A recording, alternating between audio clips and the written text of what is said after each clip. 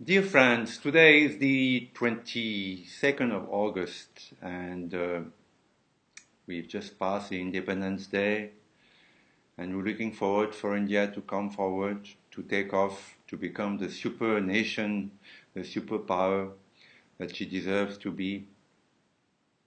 What I would like to say today is what for me is Indianness. You know, there are many books that have been written about what is it to being an Indian, the idea of India.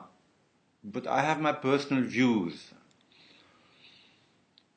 Today, India is not innovative. Indians have become the best copiers in the world. If you see Bollywood, Bollywood copies scene by scene, dialogue by dialogue, frame by frame, Western films. There is no innovation in India. Whereas in the ancient times, even till the Mughals, India was considered, a country where so many things were invented, from mathematics to, chess and astrophysics. Indian astrophysicists were among the best in the world. The astronomers, the French, used to quote Indian astronomy up to the 18th century. So India was a country of innovation. Today, because of colonization, because of the invasions, because of so much trouble that has come to India, India has lost that imagination, that power of innovation.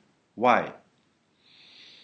If you see your schools today, your universities, what you're doing is that you produce clones, You only teach them Western values, Western literature, Western mathematics, Western heroes.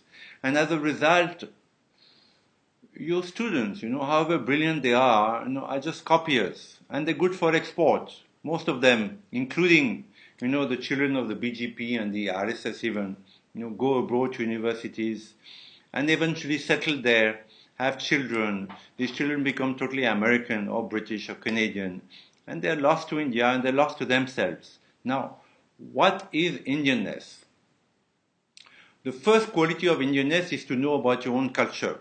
Your own heroes like Shivaji Maharaj, Maharana Pratap were not considered great by your own, history books. Your own poets, Kalidasa is probably one of the greatest poets ever in the world, on par with Homer, on par with Shakespeare. Even today, translated from the Sanskrit to English, you can see the power of Kalidasa. But is Kalidasa taught in Indian schools? Not at all. Your philosophers, you have the Advaita philosophy, the Buddhist philosophy, were among the greatest in the world. Not only they're not taught in the West, but they're not even taught in India.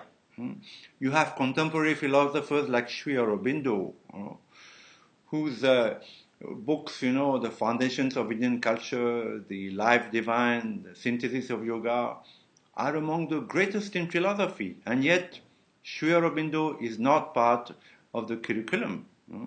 So, you are bringing up children, you're not aware of their roots, not aware of their history, the good and the bad, because they're not aware also that the greatest Holocaust ever, in the history of humanity, that of the Hindus. From the Hindu Kush till Mumbai, 2011, it has been estimated that, the number of Hindus killed is at least 100 million. It's a huge, huge number, more than the Jews, more than the Armenians, more than anybody. So even the dark side of Indian history is not known by your children. As a result, your children, they're not Indian. They might have some love for Bollywood. They might, have a little bit of pride for cricket. But this is not Indianness. The first quality to be Indian is to know about your roots. As a Frenchman, I know about Napoleon, the great warrior. I know my great poets. I'm taught in school, from kindergarten onwards, were my great warriors. So I grew up proud to be a French. So Indians today are not proud to be Indian. Hence, they do badly in Olympics. The fact that Indians do so badly in Olympics is also because they lack nationalism. They lack roots. They lack the feeling of being proud to be Indian. So this is a great lacuna in Indian education. What is the second quality about Indianness? Is to know about your spirituality. Indian spirituality is probably the most ancient and the last alive in the world today. In India, people still know what is death, what is life, what is rebirth, what is karma, what is dharma, how the divine manifests himself or herself at different times under different names, which is the concept of the avatar, and this is why Hindus, are able to worship the Christ, Buddha, Mohammed, Krishna. This is unique in the world. Who am I? That question has been lost. It used to be known in Egypt, in Greece, Mesopotamia.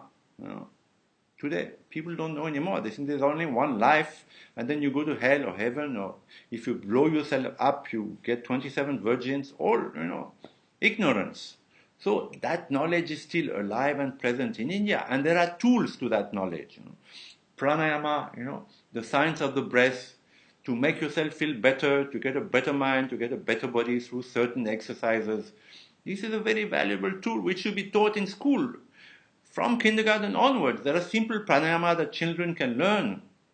The Art of Living Foundation of Sri Sri Ravi Shankar has such courses for children, for adolescents, which give them a tool to be, better people later in life. Meditation, the art of meditation, which is very logical and very beautiful, observing your breath in the nostrils, repeating the name of your God in your heart, these are simple tools which should be incorporated into Indian education. Then you will produce Indians who are aware of their greatness, and who would be proud to be Indian and would excel in business, in sports, in government. But today, the Nehruvian, what Nehru did is that he scrapped all this.